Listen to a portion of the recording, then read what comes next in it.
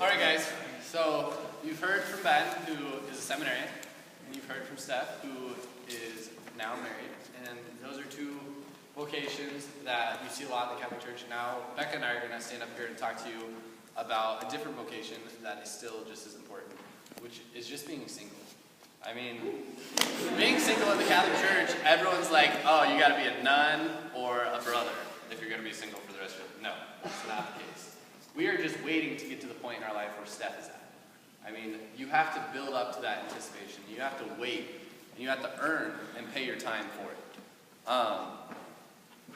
Being single is rough. I've been single for 3 years now, and nothing's really happened for me, but you know what? I still live life, and I still love my life. I get to do a lot of fun things. Sometimes girlfriends just tie you down, and you really just got to keep on moving, and that's when you get to do the fun stuff, is when you're single. I mean, last weekend I got to go on a ski trip, which none of you came on, first of all. None of you. Ben and I were solo chaperones for a ski trip for St.Theresa that none of you showed up on, so shame on all of you. We had a blast. I don't know what you guys were doing, but it was a lot of fun, okay? And sometimes in that single life, you're going to have fun, but you have to be strict in that manner. And when I mean strict, I don't mean like how Ben said, you're getting told no all the time.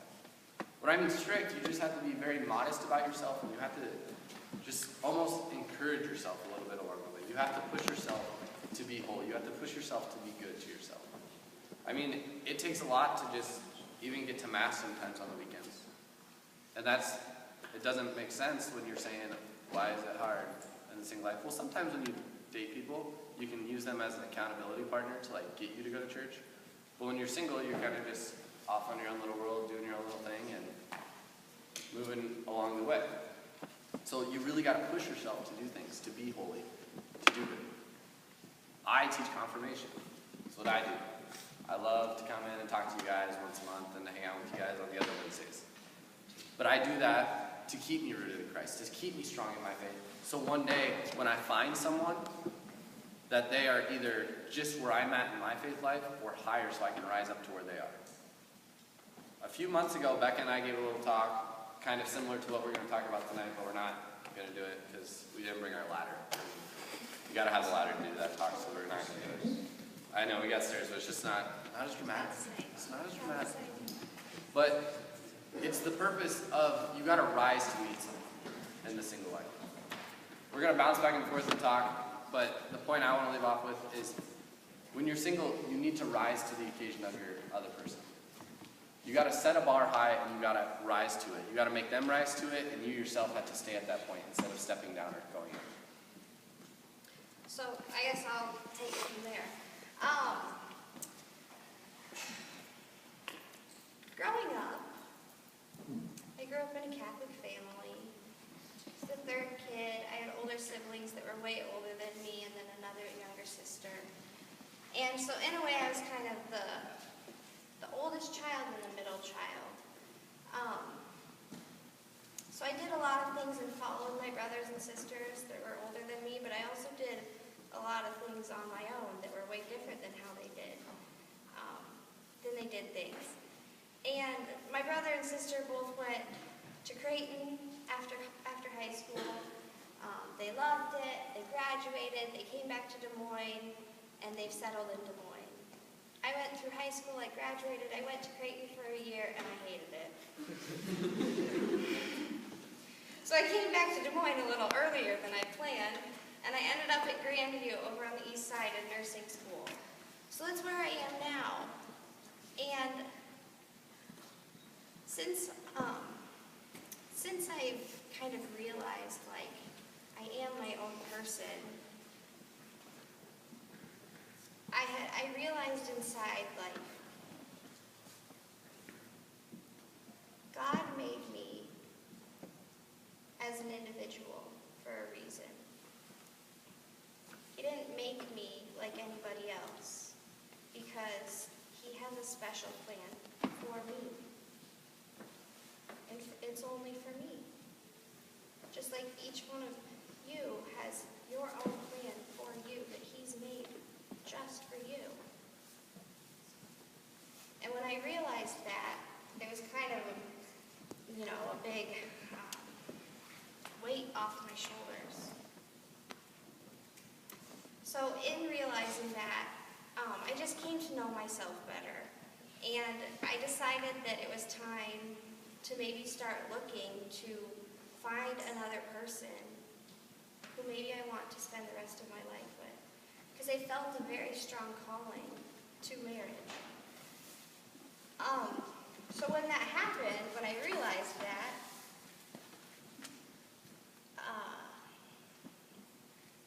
I felt so strong in my faith, so rooted. But Ben mentioned earlier that we all have free will, right? And even though I felt so rooted, and I was in such a good routine every single day of going and praying, and I would surround myself with good people, I still had that free will inside of me. And eventually, instead of choosing those good things, I started to choose wrong as I was looking for that person. And I really started to lose who I felt I was. I was still an individual who had free will, but I just could feel inside that I wasn't going on the path that God had called me to. He had called me to something greater. He has called me to something greater than that. And that meant that I had to get back on the right path. So, to get back on the right path, Ben talked earlier about how you can walk straight or you can kind of veer. So at this point in life, I'm kind of veering, right? The one thing that I found to be very beneficial in getting right back on the straight path was confession. And I started making a routine of going to confession. And I'd get so anxious beforehand, I wouldn't want to go, and it's almost like I'd forget about it on purpose. So then I, started setting reminders in my phone, so like every 10 minutes so that I couldn't avoid it. And eventually, I'd get myself to go, and then I don't need those reminders, and it's just a part of my habit now. But because I've been going and going and going, it's really helped me to get on that straight path. And at the end of that path, I know that I will have fulfilled God's plan for me. And I know that even though I feel so called to marriage right now, somewhere along that path that might change. But right now, I think at the end of that path is married life, at least for me. But it's not that it's okay to veer off the path, but remember that you're an individual and that you do have free will. And I'm not saying you should go and you should choose bad things. It's not what I'm saying at all. But I'm saying that if that happens, you're still an individual and you still have free will, and you can still get on the right path. You can still get back there. Because God still loves you. He still loved me, even though I screwed up time after time after time. He still loved me. But I had to start changing my daily habits to do things that were more geared towards Him instead of unearthly things that weren't pleasing to Him. So I guess Brody mentioned earlier, it's a struggle sometimes to be single. And especially when you're waiting for that person to come into your life that you know is going to love you and you know you're going to love, and you're waiting to have this relationship between you and them and God, it can get really lonely. And it can get sad and it can get scary. But you just have to trust. You have to trust in God that He will bring that person to you someday. And in the time being, while you're waiting, you just got to work with Him. You got to work with God. Because as long as He's by your side, you're not going to be broken down. you're going to stay you, and you're going to stay a good person, and you're going to stay on your path to heaven. Like Bekah, growing up, I was raised in a Catholic family as well. You come to it used to be 9:30 Mass. Right where Ethan's sitting is where all the McCarthys sat. Every Sunday at 9:30 we'd sit there. It was like clockwork. We'd all men sit in the same pew. As we got older, things started changing. We started going to different masses, 4:30, 9:30, 11:30. We all started mixing around. And through that, I got very strong in my faith. I stayed strong in my faith through the whole thing. And like Ben said in high school, freshman, sophomore year, I was like, I'm not going to be a priest. That's weird. That's a weird thing to do. I don't want to do that. But then you start talking to priests.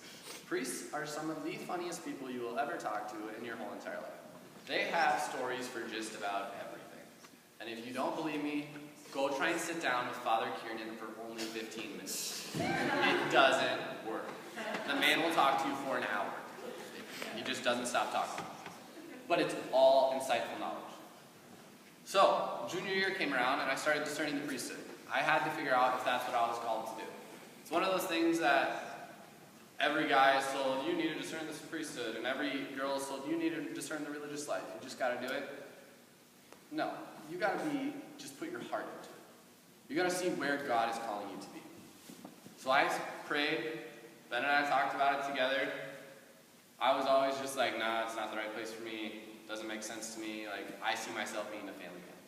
And then I really started to pray about it. And I was like, okay, this could be the place I could be. Started talking to Father Kautsky. And it finally just hit me that no, like, I was not called to be a priest. And there was just this eternal longing for me to be a father.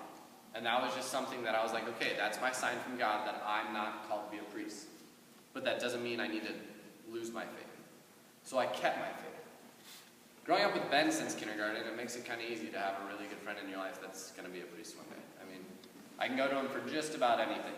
We can still act like children together, like going on a ski trip with a bunch of high schoolers together, and be adults with no children to watch. And then go and watch the Vikings game in a restaurant and cry a little. Even though I'm not a Vikings fan, I can still cry with him because we're men to men. But the point is, we stayed strong in our faith together. Ben told you to surround yourself with people. When you surround yourself with people, it makes it so much easier to live a virtuous faith life. I mean, Bekah and I were in the same, all three of us were in the same grade. I don't think I ever talked to Bekah in high school. Maybe once or twice. I think we went on a retreat together. Yeah, we might have gone on a retreat together, but like, we have a picture together. We weren't in like the same friend group really. But you look at us now, and this is who I hang out with. I hang out with her all the time. I got her to teach confirmation with me now. But I surround myself with good people because it makes my faith life easier to live. When I was studying the priesthood that junior year into senior year, I went on a few retreats and I was like, okay, I'm 100% like, seminary is not the place for me. And then senior year, a girl comes along and you're just like, oh, all right. So you date. Sometimes when you date, you lower your standards and you start bringing yourself down off this pedestal of faith. You try and meet at the same level, but you're like, she's not quite making it there. I'll come down to her and help her and try and bring her back up.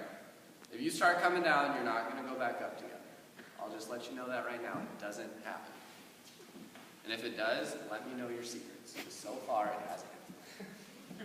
So I came down in my faith life, and I stopped going to church on weekends. I stopped doing things because she wasn't into her faith. Tried to get her to go on retreats, got shut down.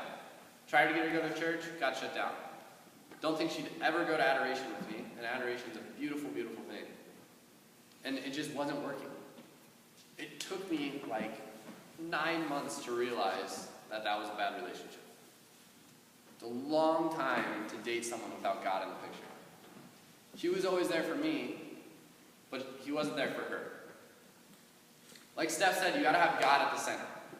It's almost like a triangle effect. You have God here, you over here, and your other person over here. You gotta meet God. If you don't have God in the relationship, it's not gonna work. So looking for this other person, I'm sure she's out there somewhere for me. I don't know where, I don't know when. I could have already met the person and I just don't know it yet. That's the thing. God's got a plan. He's got the path that we have to walk. Sometimes we have to walk it with just him. And that's probably one of the most annoying times because you think you're all alone when he's always right there and you just don't see him. I mean, you got to surround yourself with good people. I don't think I've ever not talked to Ben about a problem I've gone through. And it is very hard to get a hold of seminarians when they're locked up. I ask when he's going to get out of jail sometimes because that's how hard it is to get a hold of him sometimes. But he always comes through and always helps me out. We can go 8 months without talking and we'll pick it up right where we left it off and solve the world's issues in a night. We've done it before. We'll probably do it again once he gets back because he's going to leave me for a long time. That's why. Yeah, that's why Bekah's here, because Ben's leaving me. Ben's going away to Rome, so everyone write Ben letters while he's in Rome. But the point is, I have him to go to. I have Bekah to go to. Just because I'm single and I don't have that significant other doesn't mean I don't have these wonderful friends that I can go to with these things. You have to surround yourself with people that are solid in their faith. It makes your faith life so much easier, especially when you get into college. Waking up on a Sunday in college is probably one of the hardest things ever because you just miss sleep.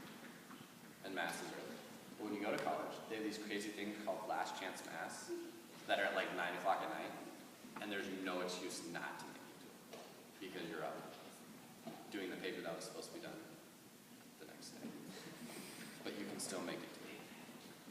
Find those people right now. If you can find them now, they will last through college.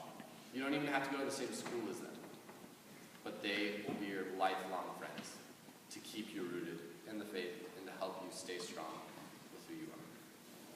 Okay. I just want to touch on one more thing. All three of you guys have kind of touched about paying attention to that calling. And I think a lot of times we think that when God calls us to a certain vocation, it's going to be this huge, grand thing. And it isn't always. Sometimes it is, but it's not always. And so, for me, though, a lot of times those callings to marriage come as a feeling. Like a deep down feeling that I just feel deep in my body, and I can't really even explain it, but I know it's there. But it took me forever to realize that, oh, that's God inside of me. And so I just wish I would have had somebody that